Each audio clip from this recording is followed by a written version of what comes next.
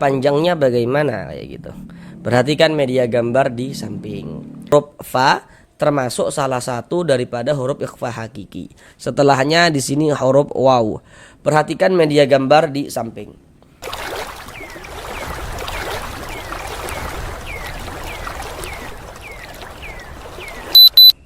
Assalamualaikum warahmatullahi wabarakatuh.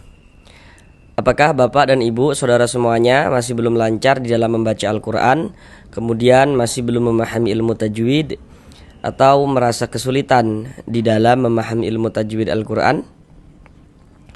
Mari belajar mengaji Al-Quran bersama kami.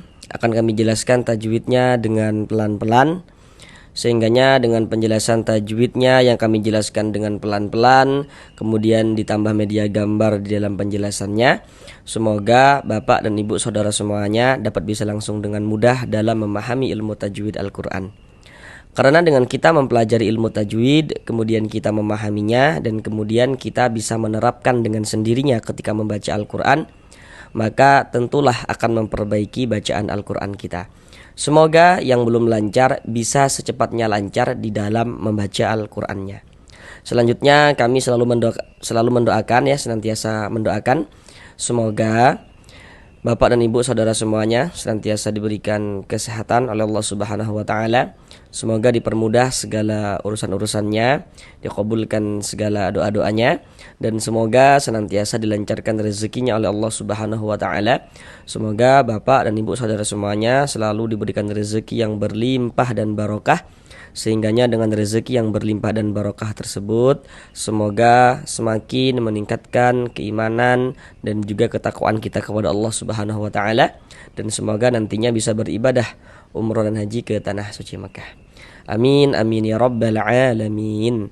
Baik, mari langsung kita mulai belajar mengaji Al-Qur'annya. Kita lanjutkan kembali belajar mengaji Al-Quran dengan penjelasan tajwidnya yang akan kami jelaskan dengan pelan-pelan. Sekarang ini masih melanjutkan kembali pada surah Ali Imran ayat yang ke-69. Karena pada surah Ali Imran ayat yang ke-69 ini kita bagi menjadi dua bagian supaya durasi videonya tidak terlalu lama. Karena kami berusaha menjelaskan tajwidnya itu dengan pelan-pelan. Harapannya semoga dapat langsung bisa dipahami. Sekarang ini kita masuk pada bagian yang kedua atau bagian yang terakhir daripada surah Ali Imran ayat yang ke-69 ini. Pada bagian yang kedua atau bagian yang terakhir ini kita akan belajar dari sini. Dari sini sampai selesai sini. Sekarang mari kita baca bersama-sama terlebih dahulu dengan pelan-pelan. A'udzu billahi minasy syaithanir rajim. Bismillahirrahmanirrahim.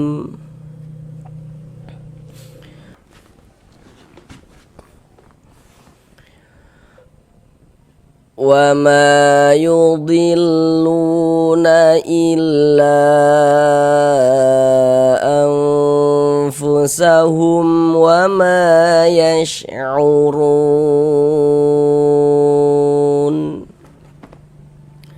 Sekarang mari bersama-sama kita bahas tajwidnya dengan pelan-pelan. Yang pertama di sini ma dibaca panjang. Kenapa kok ma dibaca panjang? Ini mad apa? Tanda panjangnya bagaimana kayak gitu. Perhatikan media gambar di samping. Di situ ada bacaannya rumus mad tabi'i atau mad asli. Sekarang perhatikan rumus 3 yang warna hitam. Kami jelaskan dengan pelan-pelan cara kita memahami rumus 3 yang warna hitam pada media gambar itu. Jadi fokus ke sana dulu ya. Di rumus 3 warna hitam, di situ dapat kita lihat bahwasanya di situ ada alif. Sebelum alif di situ ada harokat fathah, ada tanda baca fathah yang baris miring tuh. Kemudian di bawah tanda baca fathah, di bawah harokat fathahnya, di situ ada titik-titik. Titik-titik di sana itu maksudnya letaknya huruf yang dibaca panjang, sebab dia memiliki harokat fathah itu tadi, kayak gitu. Namun kita perlu memahami dari awal secara menyeluruh. Jadi dapat kita simpulkan rumus 3 yang warna hitam, rumus 3 yang warna hitam, yakni kalau kita baca Al-Quran bertemu alif, sebelum alif ada huruf yang memiliki harokat fathah, maka huruf yang memiliki harokat fathahnya dibaca panjang. Nah, begitu cara memahami secara menyeluruh rumus 3 warna hitam. Contoh dalam bacaan tuh seperti ini. Baca Al-Quran kita, kalau kita baca Al-Quran bertemu alif kita nih, ada alif nih. Untuk di sini alifnya ini disambung dengan huruf mim. Nanti ada huruf alifnya yang disambung, ada huruf alifnya yang tidak disambung, kayak gitu. Di sini ada alif. Sebelum alif, kalau sebelum itu maka berarti yang berposisi sebelah sini nih ya. Sebelah kanan kita ketika kita menonton video ini. Sebelah kanannya si alif, nah sebelah sini. Ada alif. Sebelum alif sebelah sini ada ini nih, ada harokat fathah. Baris miring ini namanya harokat fathah, atau biasanya disebut juga dengan baris fathah atau tanda baca fathah. Maksudnya sama saja, yakni si fathah. Jadi kalau baca Al-Quran ada alif, sebelum alif ada huruf yang memiliki harokat fathah, maka huruf yang memiliki harokat fathahnya itu dibaca panjang. Di sini huruf yang memiliki harokat fathah adalah huruf mim, maka huruf mim yang dibaca panjang. Mad tabi'i panjang 2 harokat, sesuai dengan rumus 3 warna hitam. Wa ma yudhillu, seperti itu. Mungkin nanti Bapak Ibu bertanya-tanya juga, loh ini wa juga memiliki fathah nih, apakah wa dibaca panjang? Tentu tidak. Yang dibaca panjang itu yang posisinya itu persis sebelum huruf alif gitu. Jadi huruf alif sebelum huruf alif, yang persis sebelumnya berarti huruf mim ini yang ini. Nah, kemudian lu dibaca panjang, yudhillu, lu dibaca panjang. Kenapa kok lu dibaca panjang? Apa tanda panjangnya lu itu apa? Seperti itu. Sekarang perhatikan media gambar di samping, perhatikan rumus 2 yang warna hitam. Cara kita memahami rumus 2 warna hitam pada media gambar itu, di rumus 2 warna hitam di situ kan dapat kita lihat bahwasanya di situ ada huruf waw sukun atau huruf waw mati. Sebelum waw sukun di situ ada harokat dhammah tuh, ada tanda baca dhammah. Di bawah tanda baca dhammah ada titik-titik. Titik-titik di sana itu maksudnya di situ tuh letaknya huruf yang dibaca panjang, sebab dia memiliki harokat dhammah itu tadi. Tapi kita perlu memahami, menyimpulkannya dari awal secara menyeluruh. Jadi dapat kita simpulkan cara memahami rumus 2 yang warna hitam, yakni kalau kita membaca Al-Quran bertemu waw sukun, sebelum waw sukun ada huruf yang memiliki harokat dhammah, maka huruf yang memiliki harokat dhammahnya dibaca panjang. Contoh dalam bacaan tuh seperti ini. Baca Al-Quran kita bertemu huruf waw sukun. Ada huruf waw, ada tanda sukun. Nah ini huruf sukun atau huruf mati, itu maksudnya sama saja. Karena huruf sukun itu biasanya disebut juga dengan huruf mati. Apalagi huruf sakinah, atau maksudnya sama saja, tandanya itu seperti ini. Di sini ada huruf waw sukun atau huruf waw mati. Sebelum waw sukun sebelah sininya ada ini, ada harokat dhammah. Ini namanya harokat dhammah atau baris dhammah atau tanda baca dhammah ini. Jadi kalau bertemu waw sukun, sebelum waw sukun ada harokat dhammah, maka huruf yang memiliki harokat dhammahnya dibaca panjang kayak gitu. Sehingga lu kita baca panjang. Yudhillu, yudhillu, seperti itu. Mad tabi'i panjangnya 2 harokat sesuai dengan rumus 2 warna hitam. Nah, karena ada waw sukun sebelumnya ada harokat dhammah. Yudhilluna illa, la dibaca panjang. Ini namanya adalah mad jaiz munfasil.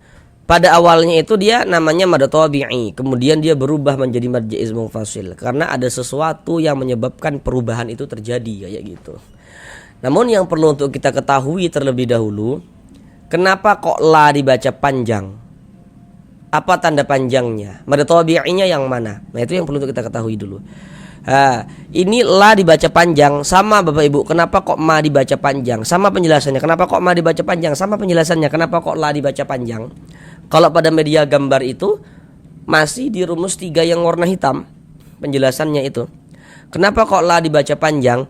Nah, jadi kalau baca Al-Quran kita bertemu alif. Nah, ini alif nih. Ada yang disambung dengan huruf lam. Ini alif. Sebelum alif sebelah sininya ada ini. Ada harokat fathah, baris miring ini namanya harokat fathah atau tanda baca fathah. Ada alif, sebelum alif ada harokat fathah. Maka huruf yang memiliki harokat fathahnya dibaca panjang. Untuk di sini huruf yang memiliki harokat fathah adalah huruf lam. Sehingga huruf lam ini kita baca panjang. Illa, seperti itu. Illa mad tabi'i sesuai rumus 3 yang warna hitam. Kemudian mad tabi'inya bertemu dengan ini nih, dengan huruf hamzah. Tapi dia di lain kata atau di lain kalimat. Jadi dalam dua kata yang berbeda. Maka dia berubah menjadi mad jaiz munfasil. Panjangnya mad jaiz munfasil itu boleh dibaca dengan panjang 4 sampai dengan 5 harokat. Nah, namun boleh juga dibaca dengan panjang 2 harokat. Jadi ada yang membaca mad jaiz itu dengan panjang 2 harokat kayak gitu. Nah, kita panjangkan 4 sampai dengan 5 harokat. Illa anfusahum. Kemudian nanti mungkin Bapak Ibu akan bertanya-tanya gitu kan, bagi yang belum tahu, loh kok ini huruf hamzah, bukankah ini huruf alif kayak gitu. Jadi bagi yang belum tahu, kalau ada huruf alif tapi huruf alifnya itu dia memiliki tanda baca, memiliki baris nih, ada tanda bacanya, ada harokatnya. Huruf alif yang memiliki tanda baca, yang memiliki baris ya, itu bukan huruf alif tapi huruf hamzah. Nah, jadi kayak ini huruf alif ada tanda bacanya. Ini huruf alif nih. Ada tanda bacanya. Jadi huruf alif yang memiliki tanda baca. Nah, ini huruf alif ini ada tanda baca, ini huruf alif ada tanda baca. Jadi huruf alif yang memiliki tanda baca maka adalah huruf hamzah. Bukan huruf alif ya. Huruf hamzah. Kemudian di sini ada huruf non sukun, setelahnya huruf fa. Ini huruf non tanda sukun tuh seperti ini nih. Nah, setelahnya huruf fa. Perhatikan media gambar di samping. Di situ kan ada bacaannya tuh non sukun. Kemudian juga di situ ada bacaannya tanda baca tanwin. Seperti yang kita lihat di media gambar itu, tanda baca tanwin di situ bentuknya ada 3 tuh. Nah, yang nomor 1 nanti ada baris 2 di atas huruf, namanya fathatain. Nomor 2 nanti ada baris 2 tapi letaknya di bawah huruf, namanya kasratain. Dan yang satunya lagi namanya dhammatain yang nomor 3 tuh. Jadi supaya tidak bingung, kalau kita membaca Al-Quran, setiap bertemu dengan huruf nun sukun atau setiap bertemu dengan salah satu tanda baca tanwin, maka di situ akan terjadi hukum tajwid dengan memperhatikan huruf setelahnya kayak gitu. Jadi di mana ada nun sukun atau di mana ada tanwin, di situ terjadi hukum tajwid dengan memperhatikan huruf setelahnya.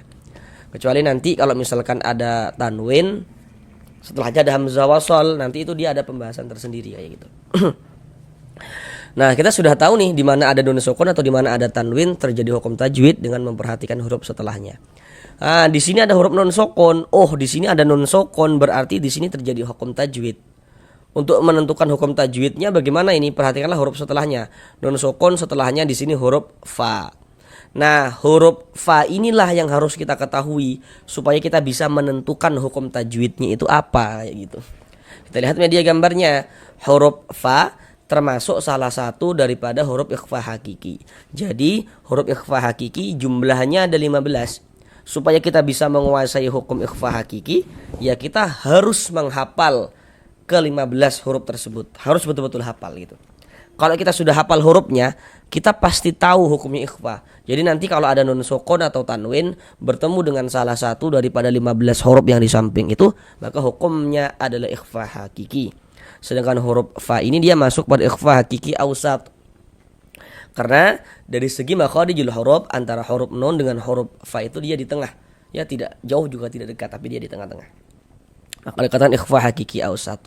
Maka cara membaca ikhfa dibaca dengan samar. Jadi bunyi nun sukun atau bunyi tanwinnya itu kita baca samar dengan kita bersiap-siap masuk ke dalam huruf ikhfa hakikinya. Makanya kita baca anfusahum, jangan baca an. Nah, tapi kita baca begitu. Kemudian didengungkan. Jadi disamarkan disertai dengan dengungan, disertai dengan gunnah.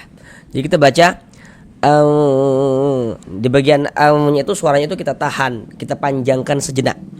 Nah, kira-kira sepanjang 2 harokat kita gunnahkan, kita dengungkan. Anfusahum, nah, seperti itu. Anfusahum, fu-nya pendek ya. Jangan dibaca anfu, pendek. Fu-nya pendek. Anfusahum. Kemudian di sini ada huruf mim sukun. Ini huruf mim tanda sukun tuh seperti ini. Setelahnya di sini huruf waw. Perhatikan media gambar di samping. Di situ ada bacaannya hukum mim sukun atau hukum mim mati. Jadi kalau kita membaca Al-Quran itu setiap bertemu dengan huruf mim sukun, ya, setiap bertemu dengan huruf mim sukun atau huruf mim mati, maka di situ juga akan terjadi hukum tajwid dengan memperhatikan huruf setelahnya, kayak gitu. Tapi dia kalau hukum mim sukun lebih ringkas. Dengan Bapak Ibu memahami media gambar yang telah kami tampilkan itu, artinya Bapak Ibu sudah dapat mengetahui secara keseluruhan tentang hukum mim sukun. Nah, dia lebih ringkas. Nomor 1, kalau ada mim sukun bertemu dengan huruf ba, hukumnya ikhfa syafawi. Nah, dibaca dengan dengungan. Nomor 2, kalau ada mim sukun bertemu dia dengan huruf mim, hukumnya idgham mimi. Yang nomor 3, di situ ada bacaannya idhar syafawi. Nah, bisa dibaca keterangannya itu Bapak Ibu ya. Kalau ada mim sukun tidak bertemu dengan huruf ba, tidak juga bertemu dengan huruf mim, maka hukumnya adalah idhar syafawi. Jadi kalau ada mim sukun bertemu dengan huruf apapun kecuali mim dan ba, maka semua hukumnya namanya idhar syafawi. Contoh kayak gini. Di sini ada mim sukun, setelahnya di sini huruf waw. Di sini ini huruf waw nih, bukan huruf ba, bukan huruf mim di sininya nih. Nah, maka berarti hukumnya adalah idhar syafawi. Nah, maka karena dia idhar dibaca jelas, tidak berdengung, baca pendek saja. Anfusahum wa ma, hum wa ma, pendek gitu. Jangan dibaca hum, dipanjangkan begitu, jangan, salah, baca pendek saja. Hum wa ma, begitu. Kemudian ma dibaca panjang. Nah, untuk di sini media gambarnya tidak kami tampilkan lagi, supaya kita juga bisa langsung latihan, langsung bisa memahami tanpa bantuan media gambar, supaya langsung bisa kayak gitu. Kenapa kok ma dibaca panjang? Pasti di sini Bapak Ibu sudah tahu sebabnya apa. Samalah dengan di atas ini tadi. Kenapa kok ma dibaca panjang? Apa tanda panjangnya ma ini? Nah, kalau di media gambar tadi itu di rumus 3 warna hitam. Kenapa kok ma dibaca panjang? Karena di sini ada alif. Baca Al-Quran bertemu alif. Sebelum alif sebelah sininya ada ini nih, ada harokat fathah, ada tanda baca fathah. Maka huruf yang memiliki tanda baca fathah dibaca panjang. Di sini kan huruf mim yang memiliki tanda baca fathah, maka dibaca panjang. Mad tabi'i panjang 2 harokat. Wa ma yash'urun. Huruf ra memiliki harokat dhammah ini, tanda baca dhammah, maka huruf ra dibaca tabkhim, dibaca tebal. Yash'urun. Kemudian run dibaca panjang. Ini kalau misalkan kita tidak berhenti di huruf nun, tidak berwakaf di huruf nun, kita wasolkan wa ma yash'uruna, dan langsung kita sambung, langsung kita teruskan, tidak berhenti di huruf nun, maka panjangnya ru tetaplah menjadi mad tabi'i dan dibaca dengan panjang 2 harokat. Tapi tadi kita bacanya berwakaf di huruf nun, berhenti di huruf nun, sehingganya ru dari mad tabi'i bertemu dengan huruf yang disukunkan menjadi run, seperti itu. Dari mad tabi'i berubah menjadi mad arid lisukun. Namun yang perlu untuk kita ketahui dulu, mad tabi'inya itu yang mana? Tanda panjangnya ru itu apa? Kenapa kok ru dibaca panjang? Nah, itu yang perlu untuk kita ketahui dulu. Pasti di sini Bapak Ibu sudah tahu. Jadi untuk di sini juga media gambar tidak kami tampilkan lagi. Pasti di sini Bapak Ibu sudah tahu kenapa kok ru kita baca panjang, apa tanda panjangnya kayak gitu. Penjelasannya sama dengan di atas tadi ini. Kenapa kok lu dibaca panjang? Sama, kenapa kok ru dibaca panjang? Kalau di media gambar tadi itu di rumus 2 warna hitam penjelasannya tadi itu. Kalau baca Al-Quran bertemu waw sukun, ada huruf waw, ada tanda sukun nih. Waw sukun atau waw mati. Sebelum waw sukun sebelah sininya ada ini nih, ada harokat dhammah nih ya, ada tanda baca dhammah. Ada waw sukun, sebelumnya ada tanda baca dhammah, maka huruf yang memiliki tanda baca dhammahnya dibaca panjang nih. Nah, misalnya ru dibaca panjang. Ru dibaca panjang mad tabi'i pada awalnya. Kemudian mad tabi'inya bertemu dengan huruf yang disukunkan, bertemu dengan huruf yang dimatikan sebab berwaqaf. Huruf yang disukunkannya di sini huruf nun. Dari ru menjadi run kayak gitu. Maka dia berubah menjadi mad arid li sukun. Mad tabi'i bertemu dengan huruf yang disukunkan, dia berubah menjadi mad arid li sukun. Panjangnya mad arid li sukun boleh dibaca dengan panjang 2 harokat atau 4 harokat atau 6 harokat. Yang terpenting konsisten dalam setiap membaca Al-Quran. Jadi kalau kita baca Al-Quran itu, panjangnya mad arid li sukun itu harus kita baca sama panjangnya. Baca Al-Quran kita, kalau mad arid li sukun kita baca dengan panjang 2 harokat, semua mad arid li sukun yang kita temui panjangkan 2 harokat. Baca Al-Quran lagi, mad arid li sukun kita baca 4 harokat, semua mad arid li sukunnya panjangkan 4 harokat. Enggak boleh selang-seling, di atas mad arid li sukun dibaca dengan 2 harokat, di bawah baca 4, bawah lagi baca 6, tuh enggak boleh seperti itu. Harus konsisten panjangnya mad arid li sukun. Huruf yang disukunkan huruf nun. Ini kalau kita berwaqaf berhenti di huruf nun, kita baca yash'urun. Jangan dibaca yash'uruna baru berhenti, nah gitu, baru berwaqaf gitu. Jangan salah. Mengapa begitu? Jadi kalau kita membaca Al-Quran, kemudian kita itu berwaqaf, kita itu berhenti di huruf yang tidak dibaca panjang, maka hurufnya itu kita sukunkan, hurufnya itu kita matikan kayak gitu. Ini kita baca Al-Quran nih, berwaqaf kita, berhenti kita di huruf nun. Untuk di sini huruf nun tidak dibaca panjang. Nah, tadi apa kami katakan? Kalau berwaqaf di huruf yang tidak dibaca panjang, hurufnya kita sukunkan, hurufnya kita matikan. Sehingganya ini kita baca yash'urun. Seperti itu. Sekarang mari kita ulang bersama-sama sekali lagi dari awal. Wa ma yudilluna illa anfusahum wa ma yash'urun. Sampai di sini belajar mengajar Al-Qur'annya. Sampai bertemu di pelajaran yang berikutnya. Assalamualaikum warahmatullahi wabarakatuh.